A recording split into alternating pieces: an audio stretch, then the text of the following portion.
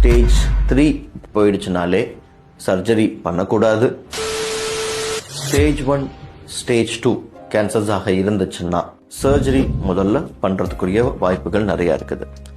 Stage 3 போயிடுச்சுனாலே surgery பண்ணக்கூடாது.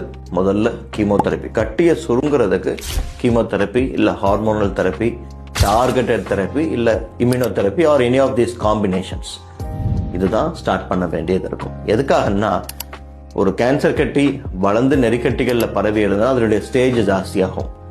Operation பண்ணும்போது நிறைய வளர்றதுக்கும் பரவுறதுக்கும் வாய்ப்புகள் நிறைய இருக்கு. அதனால பயாப்சி பண்ணதுக்கப்புறம் ஸ்டேஜ் 3 கேன்சர்ஸாக இருந்தால் முதல்ல கீமோதெரப்பி இல்ல hormonal therapy, targeted therapy or immunotherapy or a combination that needs to be given first. ஒரு 4 to 6 cycles கொடுத்ததுக்கு அப்புறம் கட்டி நல்லா சுருங்கிடுச்சுன்னா அதுக்கப்புறம் சர்ஜரி பண்ண வேண்டியது இருக்கும். சில சமயங்கள்ல சர்ஜரி முடிச்சதுக்கு அப்புறம் மேற்கொண்டு அந்த இடத்துல நோய் திரும்ப வராம இருக்கிறதுக்கு ரேடியேஷன் ட்ரீட்மெண்ட்டும் கொடுக்க வேண்டியது இருக்கும். இதெல்லாம் முடிச்சதுக்கு அப்புறம் அந்த முதல்ல சொன்னேன் பாத்தீங்களா IHC, அதனுடைய மார்க்கர்ஸுக்கு ஏத்த மாதிரி ரேடியேஷனுக்கு அப்புறம் டேப்லெட்ஸ் ஆகவோ இம்யூனோதெரப்பியோ டார்கெட்டட் தெரப்பியோ கண்டினியூ பண்ண வேண்டியது இருக்கும். ஒவ்வொரு நோய்க்கும் ஒவ்வொரு வகையான டியூரேஷன் இருக்குது. அந்த டியூரேஷன் கொடுக்கும்போது கேன்சர் நோய் திரும்ப வராம தவிர்க்க முடியும். அதனுடைய திரும்பி வரக்கூடிய சான்சஸை கண்ட்ரோல் பண்ண முடியும். பிரச்சனை இல்லாம இருக்க முடியும்.